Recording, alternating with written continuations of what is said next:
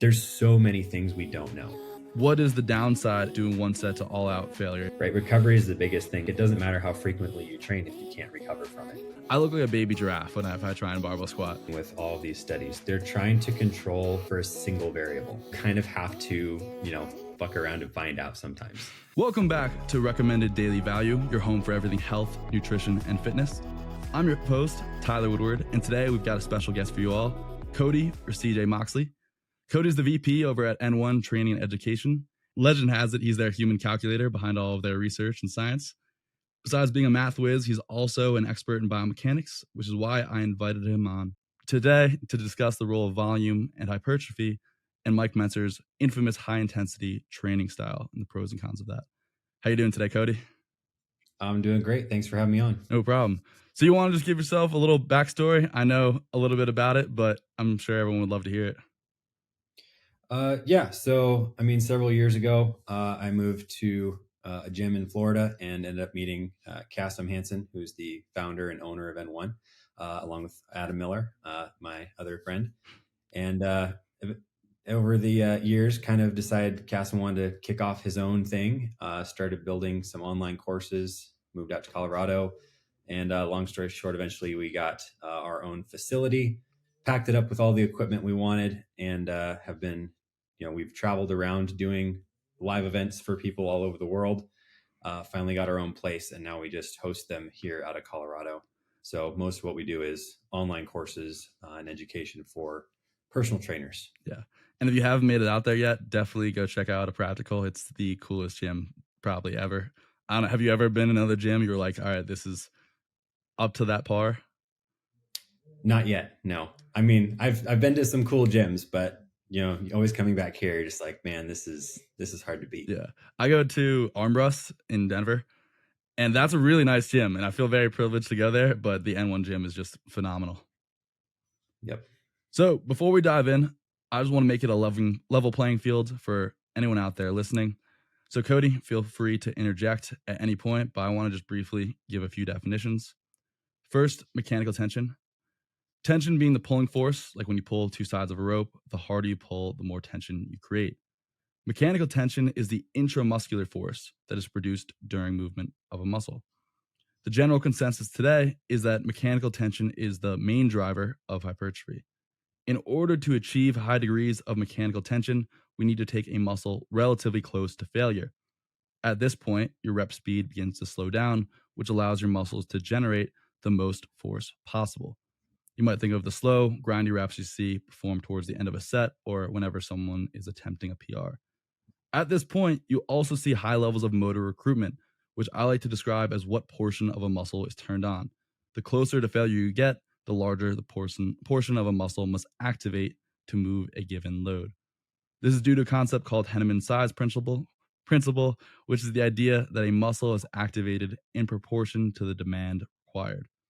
The example I always use to illustrate this is that every time you were to scratch your head, your bicep contracted to its maximal extent.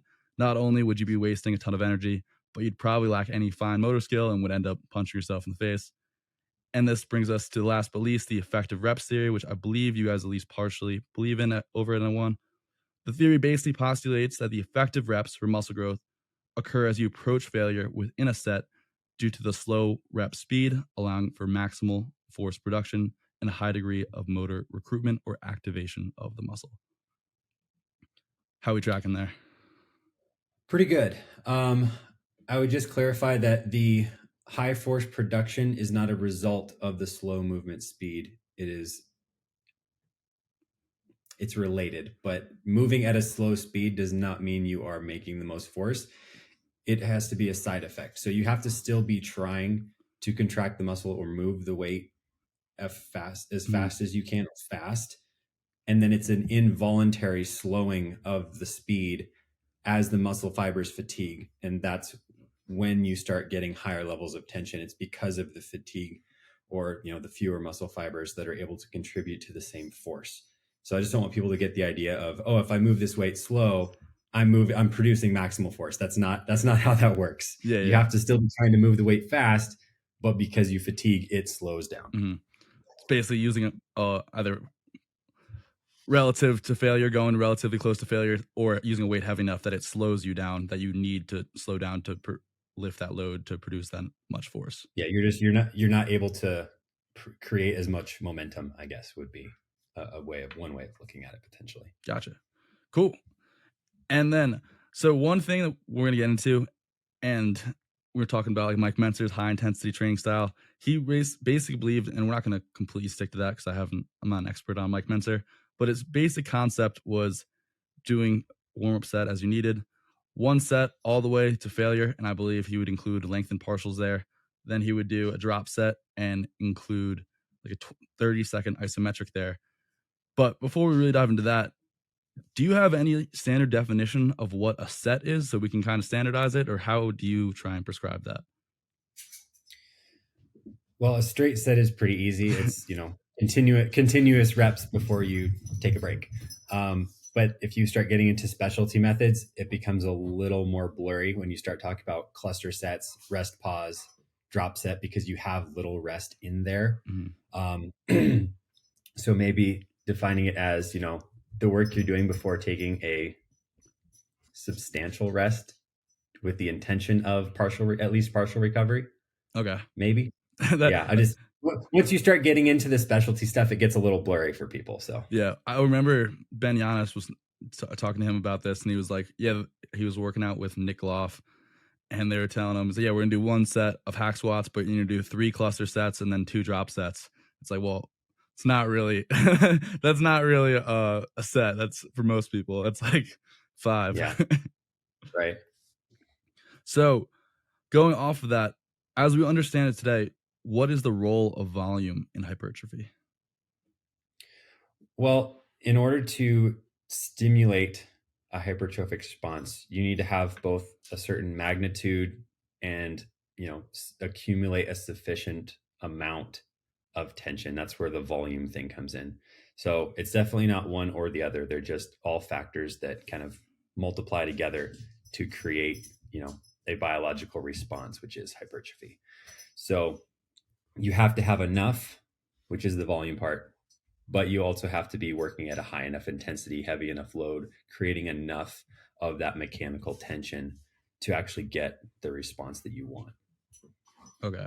So do you prescribe to the effective reps theory? I'm sure it's not perfectly aligned, but do you think that's a generally good idea?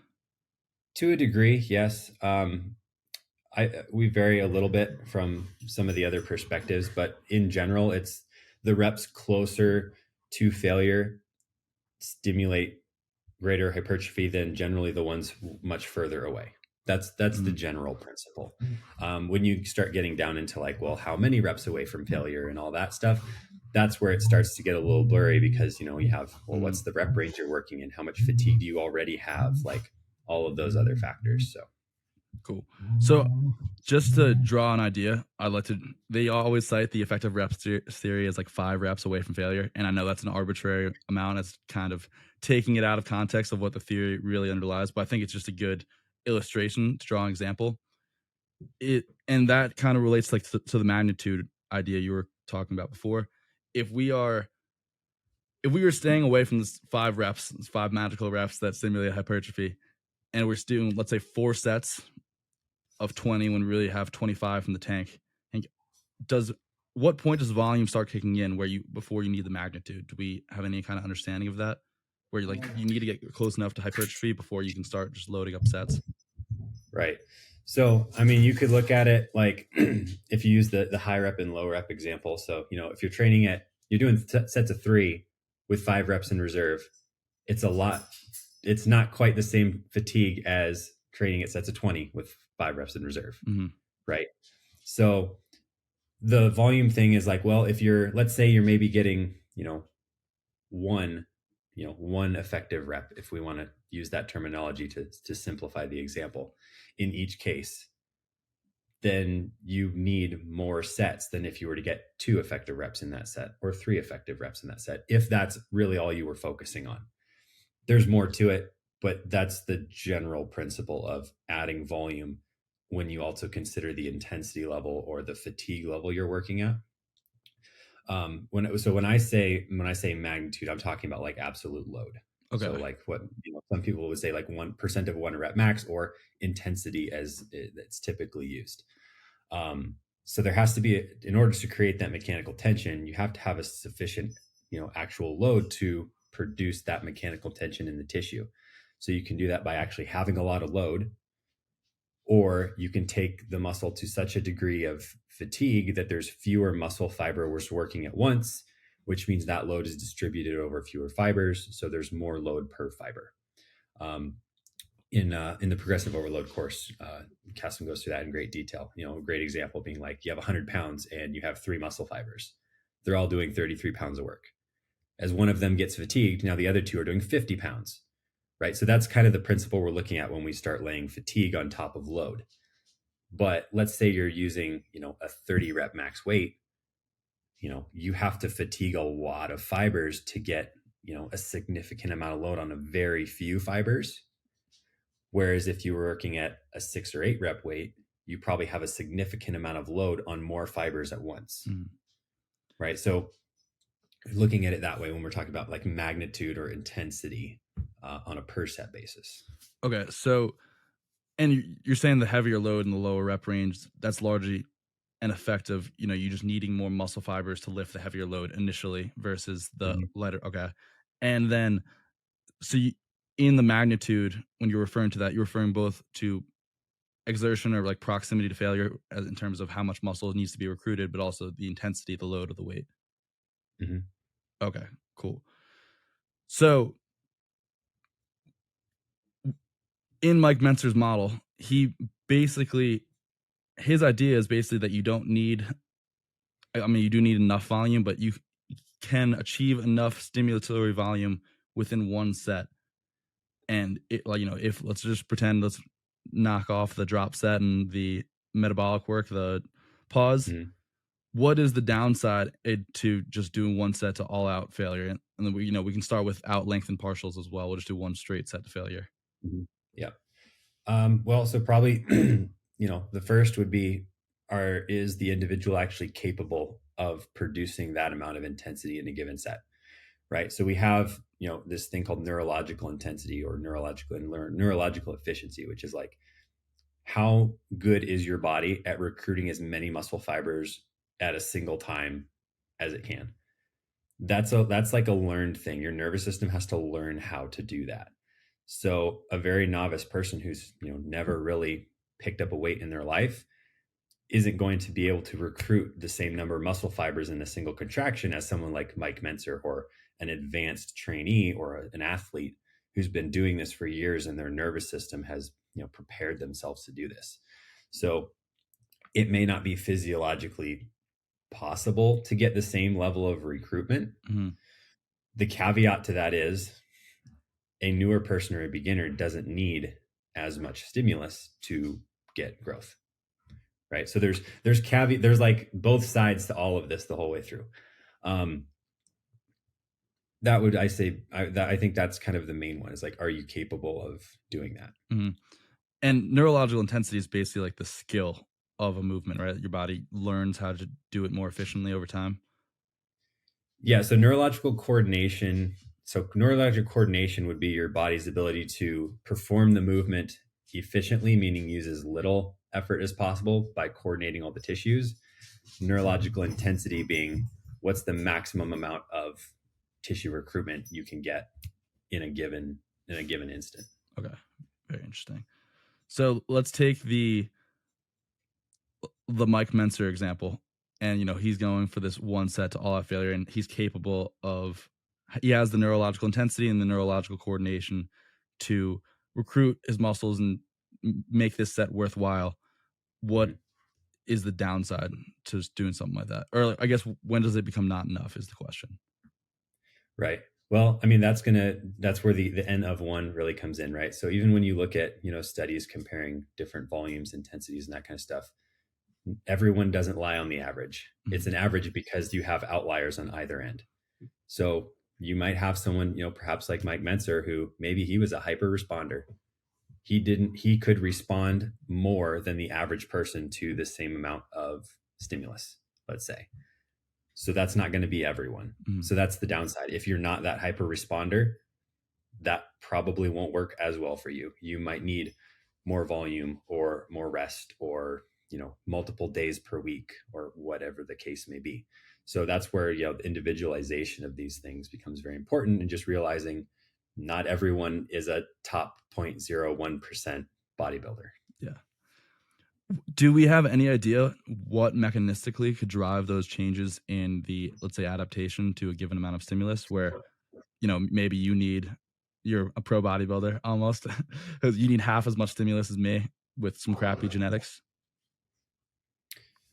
Um, I don't know, because there's also a genetic component, right? Which, there's, you have what your parents gave you. Yeah.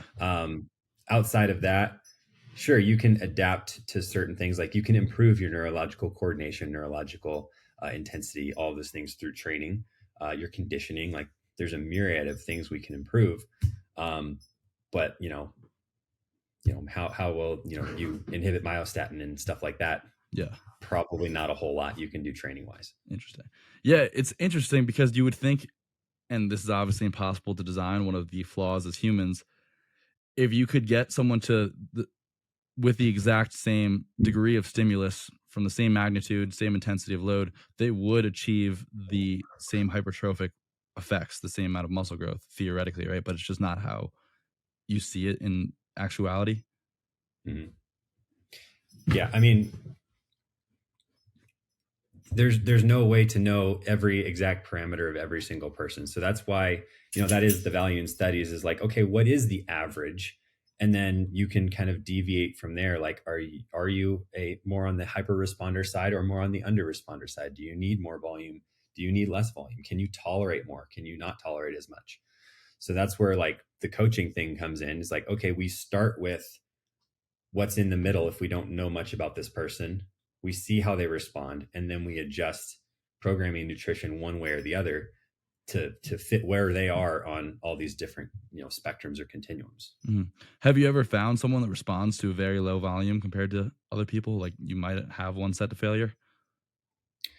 I mean, as far as if we're just looking at only one set to fail, so that's actually a good one I'd like to do an aside on. Okay. When we say one set to failure, is it everything else is super sub maximal, or are we having build-up sets that are still like hard working sets, but you're only doing one to true failure? Because those are very different scenarios. Yes. So you're saying the comparison is, warm-up sets and then one all out versus a couple of sets that might be somewhat stimulatory but not to failure, and then one right. So maybe we, out of 5 sets in one scenario, you have the first 4 are like 7 plus reps in reserve and 1 to failure. In the other scenario, you have 4 sets that are 5, 4, 3, 2 reps in reserve, and then 1 to failure.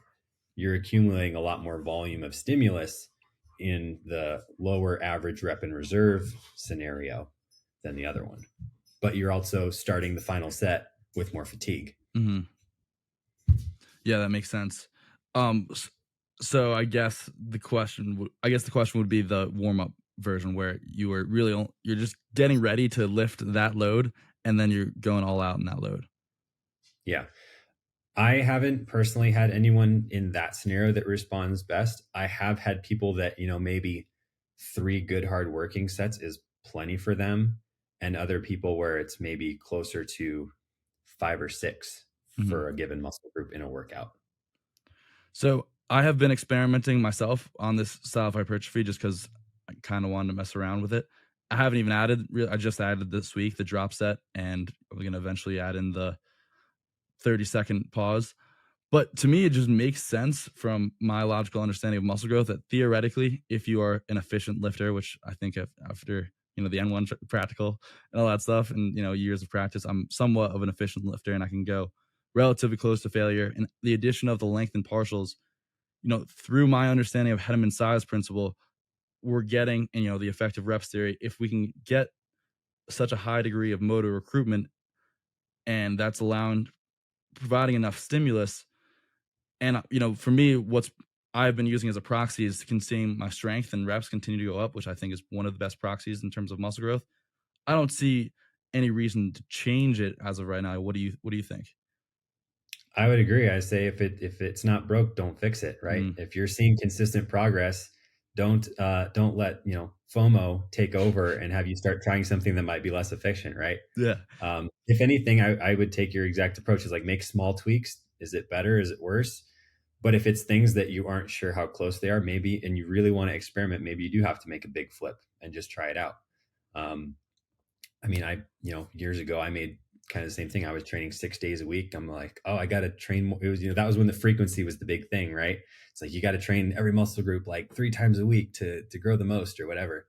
And, I was doing this 6 days a week thing. I'm like, okay, let's just do 4. Let's see how that goes. And that's when I started growing again. So it was making, dropped 50% of my training days, dropped a decent amount of volume, for the week. Because I wasn't doing, 20 set leg workouts anymore. And that was when I started growing again. So if it's stuff like that, testing it out with a big change, sure. I love that term, fitness FOMO, because it's so real. Yeah. So what do you think would drive that increase for, let's say, in your results from a decrease in hypertrophy? Because theoretically, according to a lot of the research coming out, and I know you're gonna have something, hope you have something to say about this. Right now it's like, if you're doing 20 sets of leg extensions, do 40. It's like more is always better. Do you know the one that just came out that's really popular where they did like 40 sets of squats, and they Mm. integrate, they had one group stay at 20, and then they had one group, I think it may have been like 38 or 36 sets, but they had two groups that incrementally increased the volume, and the more volume they had by the end of it was like 8 weeks, the more muscle growth showed Yeah, consistently. if I'm remembering that one correctly, didn't they tried to keep all the sets within like 2 reps in reserve or something? Yes, yes, you're right. Was that the one? Yeah. So there's a lot of things when you're looking at how much volume. And again, that was the average, right? You're going to have outliers on either end. When trying to maintain a rep in reserve like that, because you're starting at really a quite a quite a high degree of fatigue. If your first set is 2 reps in reserve, like that'll crush people who can really work hard. Your loads are going to be dropping pretty significantly over the course of those sets. So those last few sets were going to have less stimulus per set than the early ones, right? I don't remember what the exact difference was, like the magnitude of Mhm. difference between the consistent group and the increasing group was. So I wouldn't be able to comment on that exactly until I've seen that. Um, but the other thing with volume is looking at the exercise selection. So hammering the same thing over and over again, like a squat.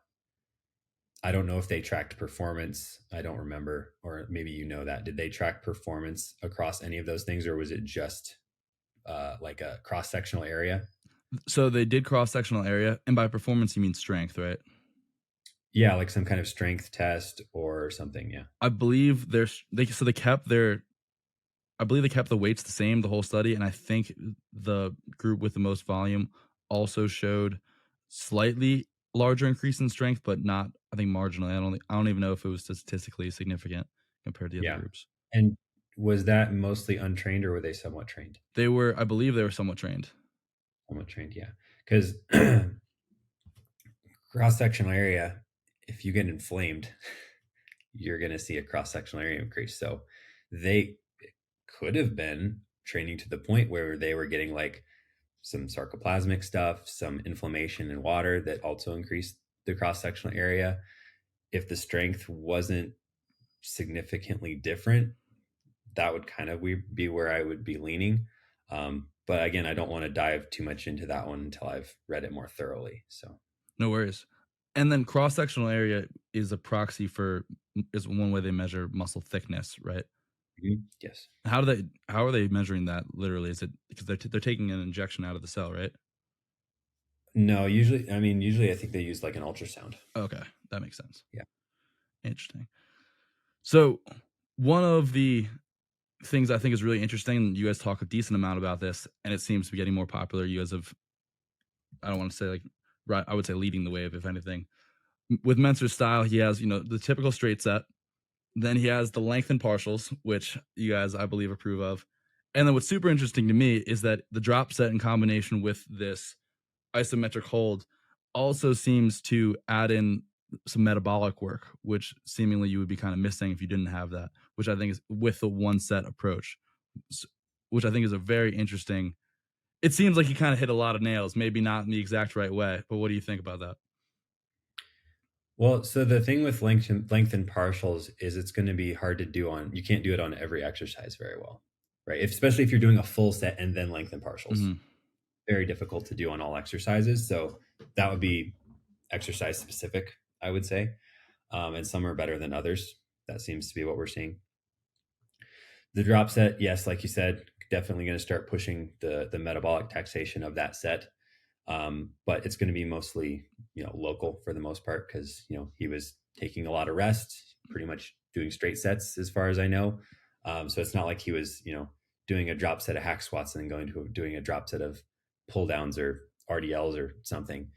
So that shouldn't be limiting it. But with the local fatigue, that tends to be fairly acute. Mm-hmm. So you possibly could repeat that a little more frequently for the local metabolic stuff.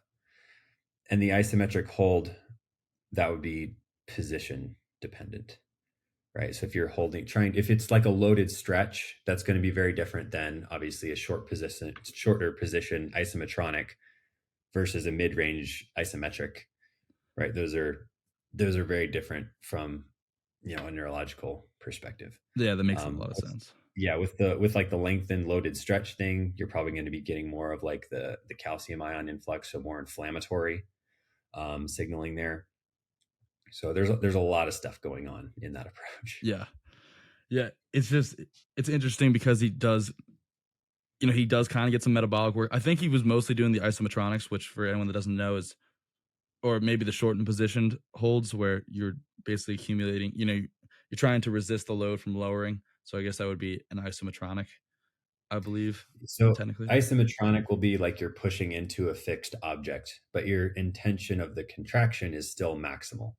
Whereas an isometric, um, depending on which type of there's yielding and overcoming and all those type of things. But generally, when we say isometric, we're just holding a weight in a fixed position, resisting it from being lowered, but we're not necessarily using maximal force on the concentric because then the weight would be moving again.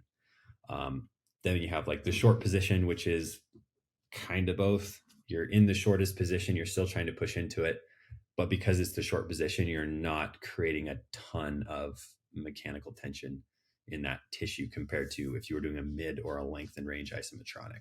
Gotcha. Yeah, I thought an isometronic would be considered that because eventually, if it is, even if you could move it at the start, it becomes an immovable load. So would that be considered an isometronic at the end? If it was heavy enough, like you did a bicep curl and you could only go halfway up and you were still trying to raise it, but it wasn't moving, that would be like an isometronic technique. And is that it's like you're pushing into a fixed object essentially at that point, but the fixed part is caused by fatigue and load. Yeah. Okay. Is that mostly going to be metabolic in nature? That sort of isometronic? I mean, you're just expending a ton of energy. So, I mean, everything is metabolic. It's just how metabolic is it, right? Okay. But would that be relatively metabolic in that, or not? Just kind of a waste of energy at the muscular level locally? I mean, in isometronic, you're still trying to produce maximum force. So in that position, you're exerting as much force and creating as much tension as you physically can. So there's definitely that. Okay. And then, so let's harping on this Mentzer style approach. When do you think this style of training might have merit? And then when do you think it would have some pitfalls we can take the average person? Mm-hmm. I mean, I think there could be merit for like beginners for a couple of reasons. One, if they're not used to like doing an all out hard set just because they're new, putting them in a very safe or simple exercise like a machine or something where they're not going to hurt themselves could be a good one. It could be a good fun factor, right? If they like working hard, they can go to town and you don't have to worry about them like dropping the leg press on themselves or breaking themselves with a barbell. Two, it can give them an opportunity to get that output in a safe environment. And they're probably at a beginner level, probably not going to be able to do enough in that given set that they're, going to have much negatives, other than maybe they'll be pretty sore depending on what the exercise is. So as an output tool and a fun factor, sure, I don't see a problem with that. If you're, maybe super limited on time, could be an approach you might use depending on, if you're programming and what kind of stimulus you want from the workout. Maybe you do the length and partials but not the drop set, or maybe you do the drop set but not the partials. And again, that gets into the programming principles of like what's going to come from these different methods. But I would also make the case there's probably other options you could use that might be, quote unquote, more optimal for you. Like we touched on earlier, using a rest pause or a cluster set or a superset. That's, if you're just concerned with time efficiency, could still allow you to be efficient with your time, but maybe get in more of that, stimulatory volume, more of those effective reps if you need that for growth, if you can't get the output you need in a single set. Okay. So I want to swing back to what you said before, that you came from the 6 days a week when frequency was everything. You got to hit everything 3 times a week in order to even have an ounce of muscle growth, a gram, to 4 days. What do you think drove that increase in results from a decrease in theoretically stimulus? Or was there a decrease in stimulus or volume at least? I don't think there was, because one, I was getting more rest, which means when I went to hit that muscle group again, I was more recovered. Right? Recovery is the biggest thing. Like, it doesn't matter how frequently you train if you aren't recovered, if you can't recover from it. So I think that extra recovery was a big factor, lending to being able to actually get more output, better performance per workout, which might have actually driven the stimulus up. So the group with the most muscle growth in this, we'll call it a theoretical study. We won't actually reference it. Let's say one gets 40, they do 40 sets, and they had the most muscle growth. Theoretically, you could get the same amount of muscle growth, assuming they're genetically the same person, by increasing the magnitude of stimulus in each set. So how the intensity of the load they're lifting and the proximity to failure, and maybe also increasing the rest between, so they can actually hit an higher intensity workout each time they're lifting. Yeah, well, so that actually brings us to a very important thing with all of these studies. They're trying to control, in most cases, for a single variable, right? Because that's what they're testing. They're trying to test a single variable. But what we don't know is if you had also changed one or two other variables, if we would have gotten the same or even an opposite result. That's what we don't know. So that's the hard thing, is we have to have so many studies to try and pull a little tiny piece out of each and compare them against one another. So, like, for example, that study with the volume stuff, I have so many questions, right? That could completely change the outcome, right? So, how good was their nutrition? How long were their rest periods? How, frequently was, the sessions? Was it actually 2 RIR? How were they making sure it was a 2 RIR as they continued to fatigue? What was their proxy? How was execution controlled for? Did they start compensating partway through their third set? So now it becomes a different exercise. So now they're hitting a different, like, there's so many things we don't know. So it's hard to just look at a single one and be like, oh, this is the thing, right? That is a perfect example with all like the length and training stuff that's going on right now. There are so many muscle groups and so many protocols that they're testing, and we're just like overlapping them and trying to be like, all right, does this principle hold true across all of these different scenarios? And that's what we really have. That's what we're trying to look at, right? So with the volume thing, yes, you could have maybe said, oh, we give them an extra bit of rest, or maybe we don't start them at a 2 RIR. Maybe we have them all at a 3 or 4 RIR and then work them down to a 2 RIR across the course of however many sets they're doing that day, right? Would they have gotten more growth then because their average performance may have been better? Don't know, right? So I guess that's a roundabout way of me being like, there's a whole lot we don't know. Yeah. So you kind of have to, fuck around and find out sometimes, right? Like you said, it's like you have something that's working, and I get this new study. Oh, now I need it. This says 40 sets and I'm only doing 20. I got to double my sets next week. Like that's not a practical approach. Maybe you say, okay, let's add 2 or 3 sets this week. Can I recover from that?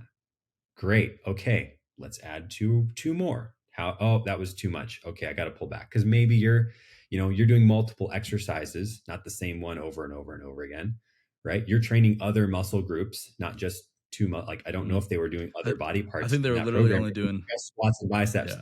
right? So it's like, well, that's not accounting for the fatigue from training lats and pecs and hip like hamstring curls and all the other things that really weren't trained. That's a whole lot of extra fatigue and things that your body has to recover from.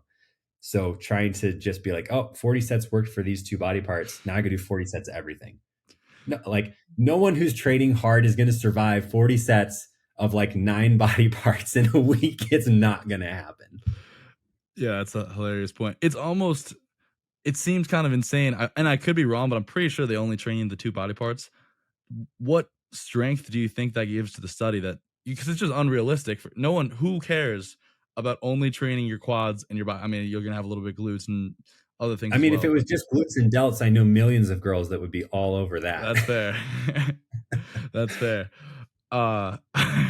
Good. But what relevancy do you think you can take away from that? Like let's, in terms of, yes, it is showing you that more volume the better, but we don't really can't extract from that, practical takeaways other than more volume might be better. But does that mean how much volume can we really handle if we're doing, most people don't want to just hit glutes and delts?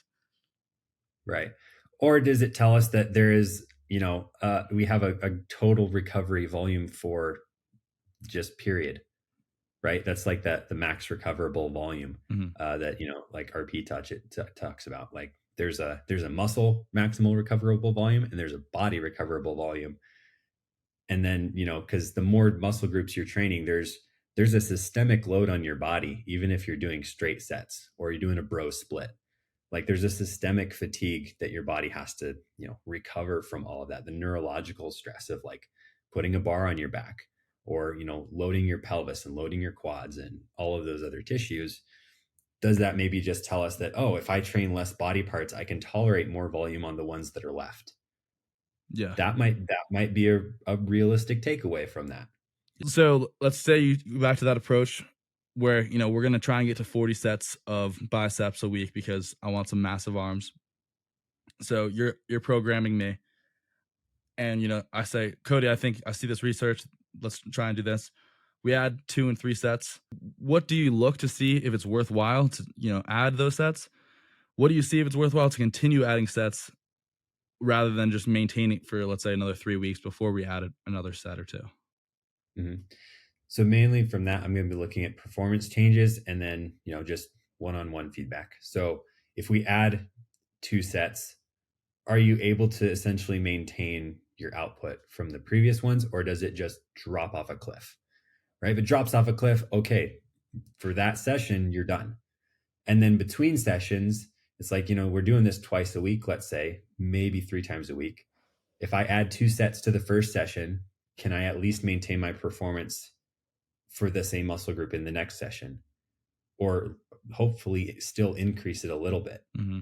If I hit a wall in those subsequent sessions or that second or third, workout for that body part, that's telling me that, okay, this is pushing our limit of adding 2 sets here. Then maybe we hold steady if we don't see a decrease, obviously. And then, okay, now we'll add 2 sets to the second session of 3. Can we maintain performance in the third session? Right. And we're looking at this like within and between session basis. Performance, is it maintaining, increasing, decreasing? And you may have addressed this, but look at, let's say I'm doing biceps first. If my other lifts start to tank too, that would be a marker that I'm just doing too much volume. I guess my max recoverable volume is being tanked because I'm doing too much biceps that is impeding my strength and performance in other lifts. Yeah. So, I mean, there would be 2 things I'd be looking there. So if I train one thing and it's decreasing performance in something else later in the workout, is it because it's a synergist or stabilizer overlap? Right. Mm-hmm. Like if I, train, RDLs and then my back workout or my back exercises suffer. It's like, well, there was just a lot of loading on that upper back tissue and spine and rhomboids and traps, and that's what's taking away from my, lat pull downs. That's a programming thing. I can fix that. I can just move lats or move RDLs or whatever. If it's negatively affecting things that are seemingly unrelated, then I'd be looking, okay, maybe this is a systemic thing. It's too much volume in the session, and for my whatever cardiovascular, cardiorespiratory, whatever the case may be, it's a systemic thing. The volume needs to be either moved out of the sessions, or maybe we need to do a systemic program and increase your tolerance to that stress, and then we can come back and you can handle it. Yeah. So, are you ever okay with a decrease in performance? Like, is there a sign where it's like, even though you maybe not consistently decreasing, but let's say we add 2 sets and that last set you just cannot maintain your performance, but you also added 2 sets, so relatively, it might be a relative increase in performance because you're doing more, and might not be able to bench 90 for 8 anymore, but you're still doing more performance. Yeah. I am looking at that within a set, like what's the total performance for the body part. So a perfect example is like if I'm doing hack squats and then leg extensions after, like a straight set type thing. And, I either significantly increase my load or my reps, or I add a whole set of hack squat. And then, my, second of 2 sets of leg extension, I get like 2 or 3 less reps. I'm like, okay, well, I added a whole set of hack squat and I only got 2 less reps or 3 less reps on leg extension. I am totally okay with that trade-off for hypertrophy purposes. Yeah. But I would be looking at that coming back up, right? I'd maintain everything and see if those leg extension reps come back in like the next session. That's how I know, okay, I'm actually recovering from that. It's not just starting to bury me. Yeah. So that's how you'd probably want to scale the performance. You'd want to see at least you maintaining the performance, and then maybe we consider adding set 3. Mm-hmm. Okay, cool. So one of, I think and you kind of touched on this, but the biggest detriments to the Mentzer style approach, especially for a beginner, is, even if you set them up in a hack squat and they really just cannot mess it up, or some machine that is, yank and grind, that's about it, you really can't screw it up. They still don't have the neurological coordination, even though very little is required, that an expert might have. So again, you said that they would need less magnitude of a stimulus. They wouldn't need to get as close to failure, which is kind of a pro in that scenario. But if your goal is to get them to be really good at a lift, seeing such small exposure to lift is something that I think could be a fault in that style of training. Yeah, exactly. Because especially in a beginner or like a very new person, like the skill acquisition is the main focus, like preparing them to do this long term. So I need them to get good at an exercise coordination wise, which, like you said, repeated exposure, multiple sets, further away from failure. But if it's like a leg extension, like how much do you have to learn to do a leg extension? Yeah. Like nothing. So it's like I'm not gonna, like you said, I probably wouldn't use a hack squat because there is a little, like, they can compensate a bit in that they can shift, their pelvis can roll, and little things that if they're not conscious of what they're doing could happen. But like leg extension or a seated leg curl or something like that, maybe I'd have no problem putting them in that for just a fun hard work set. Mm-hmm. And what about increasing their neurological intensity? So, and I don't know if I'm wording that right, but if, you prescribe me, let's say I'm soft, which I am, you prescribe me a set of leg extensions to failure, and, maybe I'm hitting 6 reps in reserve. How would you try and increase someone's, obviously if you're there, you can kick my ass and say, you got 10 more, put me through a cast set, say you were soft.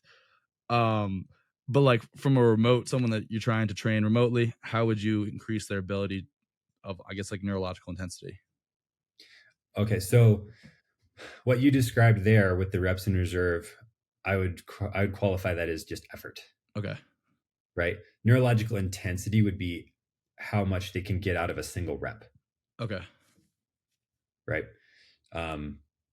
So programming for neurological intensity would be just progressively, working towards heavier loads, lower rep ranges, provided that execution isn't starting to degrade and their coordination isn't up to par. right? Because you need the coordination up to a certain level before you can push the intensity, or it just becomes a compensatory mess and they start trying to press dumbbells sideways and hit themselves in the face or something. So that's more of just a programming thing over time, choosing good exercises, playing with resistance profiles depending on the strength qualities that we're working for. There's a lot of stuff we can do for the intensity side of things. It just boils down to like high intensity effort.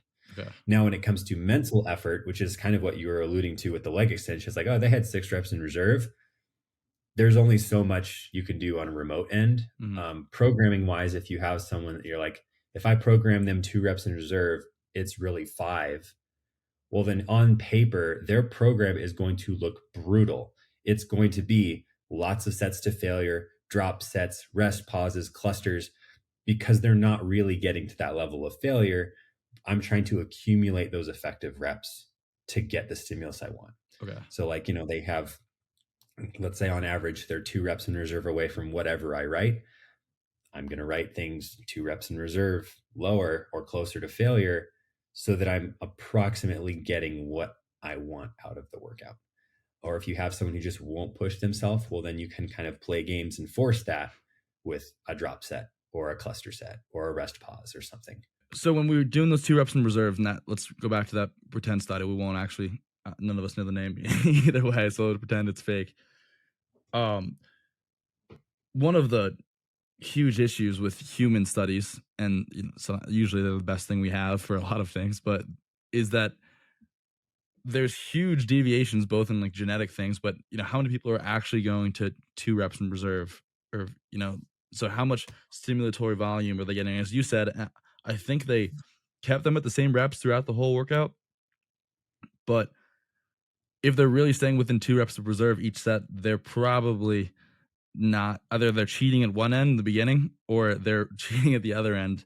Theoretically, we can pretend they're not, but even if they were 100% on with 2 reps in reserve, if we're using the same weight, they're having to do fewer and fewer reps each set. Like, so for me, if I were to do 2 reps in reserve with a given weight, and I say I started with 8 reps, like for my first set, by like set 4 or 5, I'd be doing like sets of 2 or 3. Like it's not a lot of volume. So I am interested. I'm going to go look at that one more because I'm interested to see the parameters a little bit deeper. But that would be my first thing. For maintaining load, reps are going to be coming down for the most part. Yeah. I mean, even with a 3-minute rest, like a set of 8 to 2 reps in reserve on a hack squat is brutal. Like you have to go to kind of a little bit of a dark place to do that. Like if you're well trained. So yeah, like you're probably going to be losing a rep almost each set, I would guess. And that'll vary by exercise, resistance profile, and all of those things. But general principle is you're not going to be able to probably maintain that number of reps for 5, 6, 7 sets. It's not realistic, I don't think. I think exercise selection and execution will be a big one.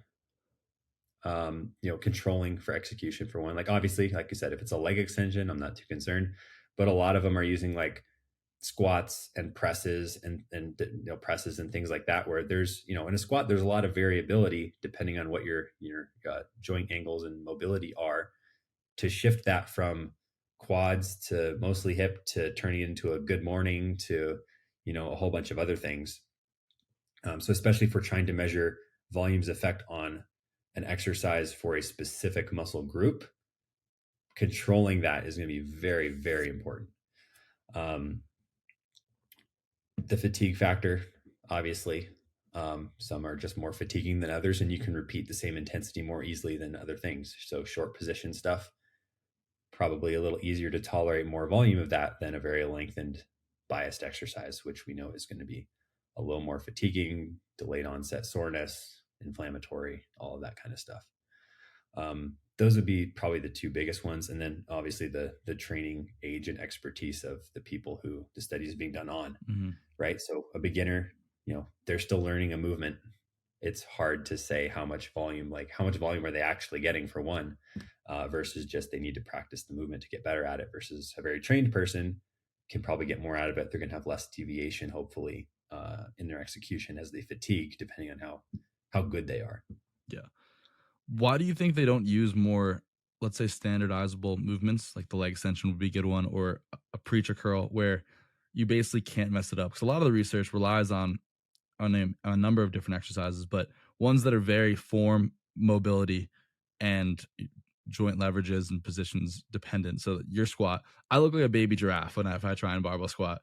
Like it's disgusting. I haven't done it in years. Other than to do a tutorial video, I've hurt myself repeatedly just because I can never get the mobility down. I've tried to squat.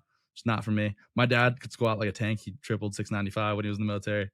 Doesn't make sense, but you know, if we were to both squat in the study, we would get drastically different results. Assumably, like I might get more. Mine might be a good morning squat. He might get all quad. Right. Well, and two, like, what are they even if they are standardizing execution, what are they standardizing it on, right? Are they standardizing it by joint angle, by depth, right? Because if we're doing it by depth, you getting below 90 degrees is going to look very different than your dad getting below 90 degrees. Like, they're just like, you have to get below 90 no matter what. You're like, well, that's going to be some, kind of funky looking pelvic tilting, low back rounding type of stuff that's going to have to happen for you to get down there. Mm-hmm. That's obviously going to shift where the tension is going, what tissues are being used, getting loaded the most compared to someone who's just built to squat straight up and down, short femurs, long tibias, whatever. So I wish. That's just so hard. And it's like they don't really give you a list of people and like, all right, this person, here's their proportions, and this person and this, like, you don't get that. You'd be lucky if you get a picture of them standardizing a squat. Yeah. So why do you think that? Like, why not just put everyone in hack squat? And I guess, I mean, you guys would probably do this if I had to get, maybe not hack squat, but you'd standardize the entire rep so they're getting the same range of motion, probably getting the same degree of knee bend too, ideally, right? Yeah, well, it depends on what the tissue is you're trying to train too, right? Like a lot of these ones, especially with the squat studies, a lot of them are looking at glutes. It's like, well, hack squat probably isn't the greatest thing to try and grow glutes with. So there's that. Yeah. Leg press one, easier, but again, still have to standardize the execution, make sure we're at least keeping most of our spine against the pad, and standardizing foot position and hip angle, knee angle, like all of those type of things. I mean, it's expensive and it's a lot to try and do these studies. So I definitely recognize that, and kudos to the guys trying to write these things out, plan them.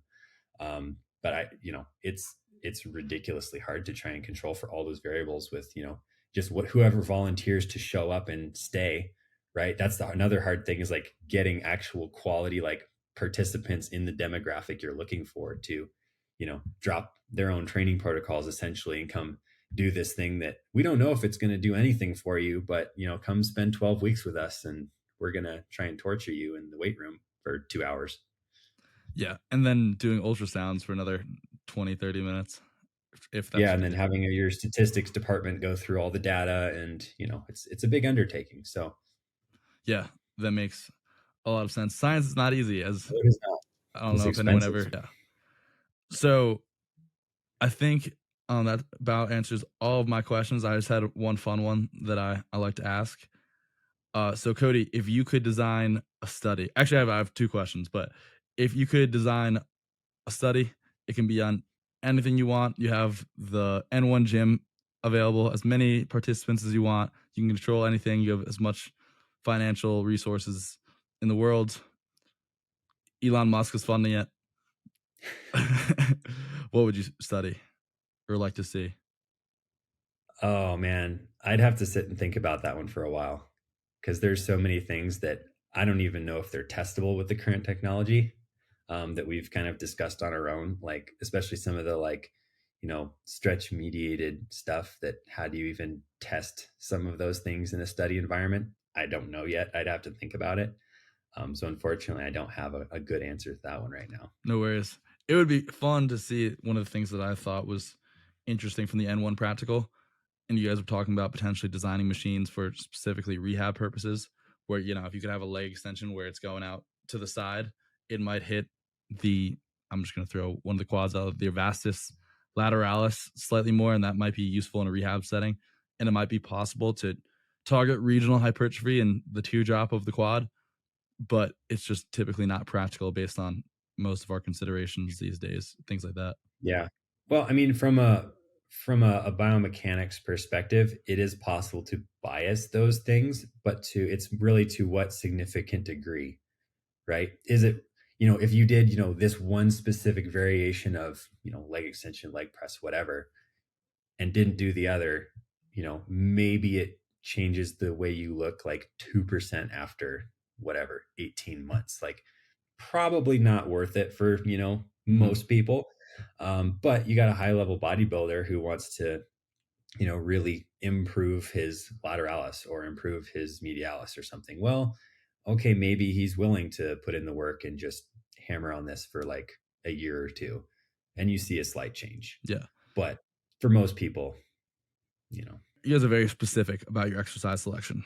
And to give the example to the audience, you guys might be targeting the lengthened portion of the lumbar lat with a specific exercise.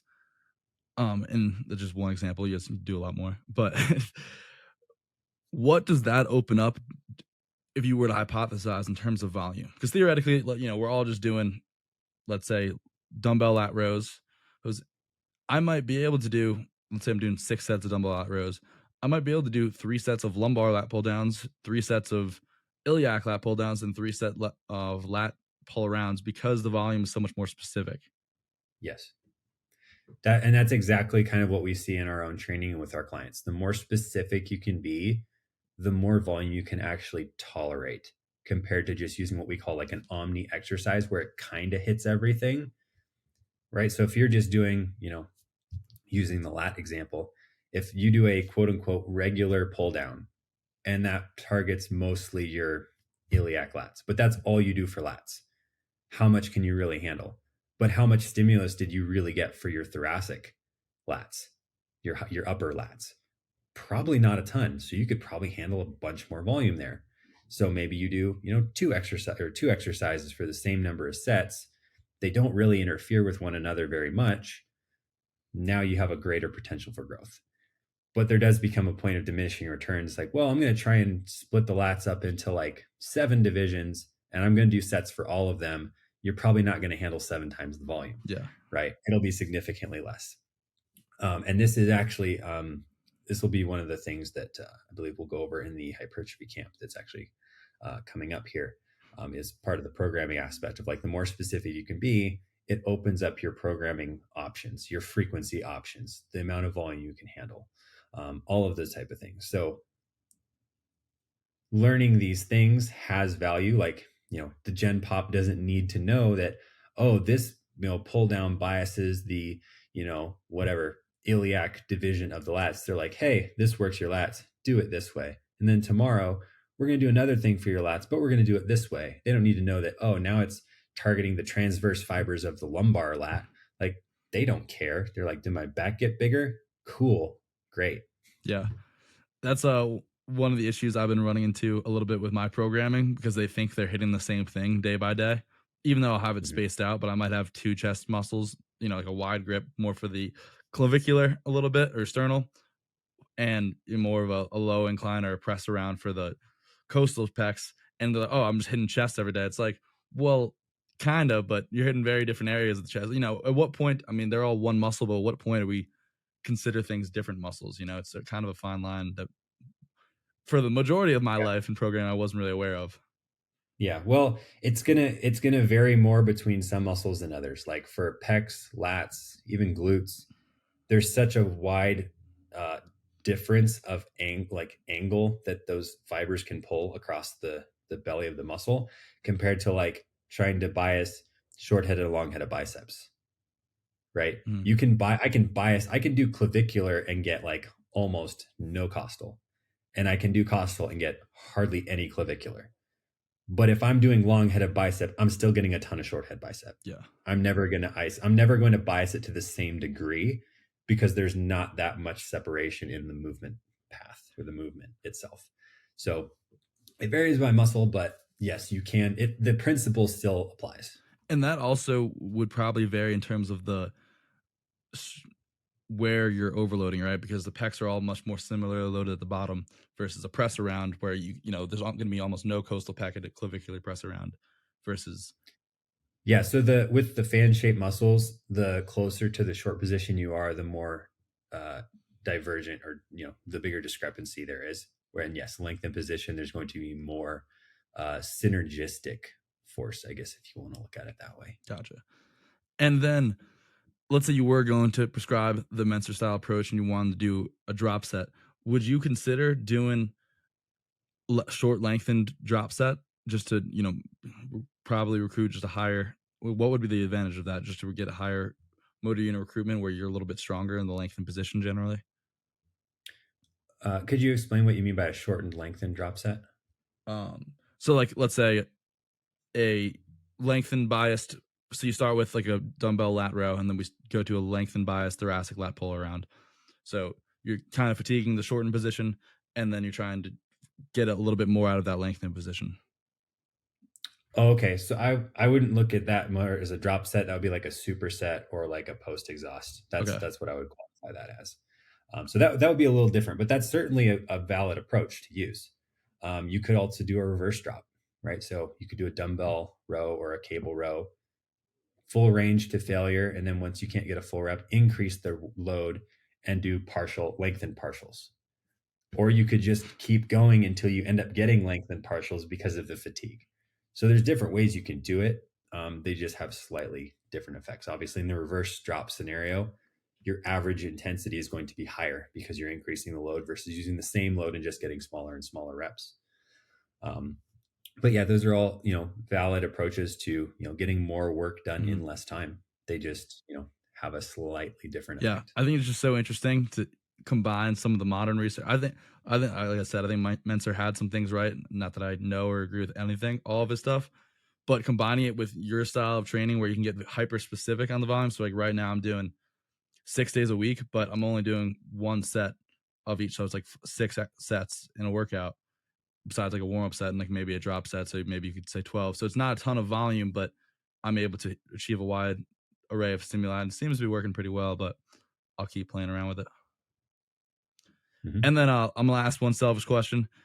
In terms of the lengthened bias hypertrophy, my theory behind all of this has always been that you're going to see more hypertrophy from an exercise where said muscle can generate the most tension. So typically you see lengthened bias hypertrophy for the pecs, the lats, but that also happens to be where they're strongest versus the biceps. From what I've seen, generally the mid-range exercises, maybe slightly lengthened overloaded, receive more hypertrophy. Is that a trend you see the research going, or would you disagree there? Well, so I wouldn't say it's either or, and I think the trends play out across all the muscle groups pretty consistently. So lengthened position definitely seems to have benefit, but so does lengthened overload, even if you're not in an as lengthened position. So the study they did where the preacher curl and the incline dumbbell curls are a really good example of that. You get to a more lengthened position in the incline dumbbell curl, but it's not as loaded in the lengthened position. It is loaded more towards the mid range. The preacher curl, conversely, did not get to as much of a lengthened position, but is significantly more overloaded there, and that performed better. So, and then you have the leg extension one where they had the groups do it was short partials only, one that did lengthened partials only, one that did full range only, and one that did half lengthened and half shortened partials. None of those did they ever get to full knee flexion or fully lengthened quads. The resistance profile, I'm not exactly sure what it was. And I think they adjusted the volume, adjusted the load so that they hit failure for the same number of reps, or they used the same load and went to failure. Either way, I don't remember. The point being, they didn't get to a lengthened thing. I'm pretty sure they didn't have a prime leg extension that was overloaded in the lengthened position. So it was probably a little less loaded there. But the group that did half shortened and half lengthened got, I think, the best strength gains and almost the same muscle gain as the lengthened only partials, which had the most muscle growth. So there's a lot in there that it probably wasn't lengthened overloaded. They just trained really hard there. they didn't get to full lengthening, but their average, the average work done was more lengthen biased than the short partial only group. So there's a whole lot of components in this thing, but the overarching or seemingly consistent thing is both lengthened position and lengthened overload matter. But we're not sure how, like, if one counts a little bit more, or if it's not fully lengthened but it's overloaded enough, it's just as good as being overloaded a little bit less but getting more lengthened. Okay. Like, we're not quite sure where that line is, and it may vary a little bit between muscles simply because of the mechanics of the joints, not necessarily because biceps don't respond to lengthened overload.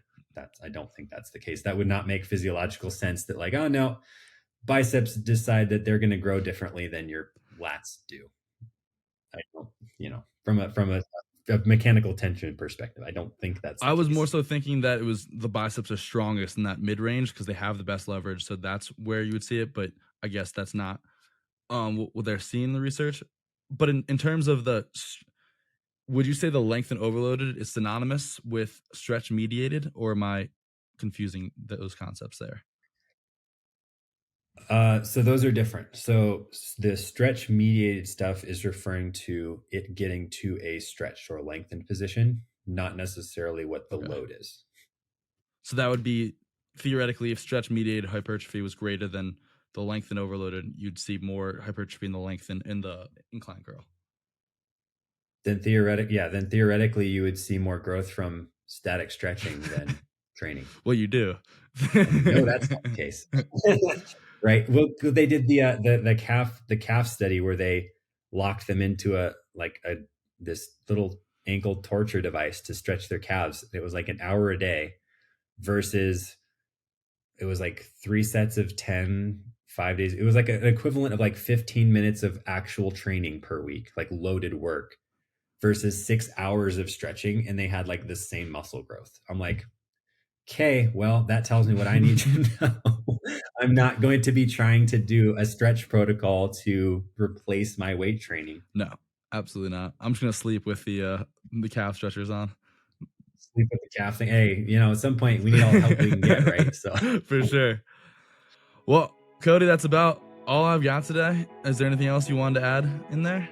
no, I mean, I think we covered a broad range of stuff. Hopefully there were some good tidbits and things for people to think about in their own training, not just completely jump ship if they have something that's working to test out a new theory. Unless you just really want to test it out, then knock yourself out. Try not to give into the fitness FOMO. Let us know how it goes. More For data sure. points. Awesome, Cody. Well, thank you so much for hopping on. I really appreciate you, and you guys are a wealth of knowledge. Where can everyone find you? So the best will be Instagram or the website. So n1.education. That is both the Instagram and the website, no.com. Mine is just Cody Moxley on Instagram.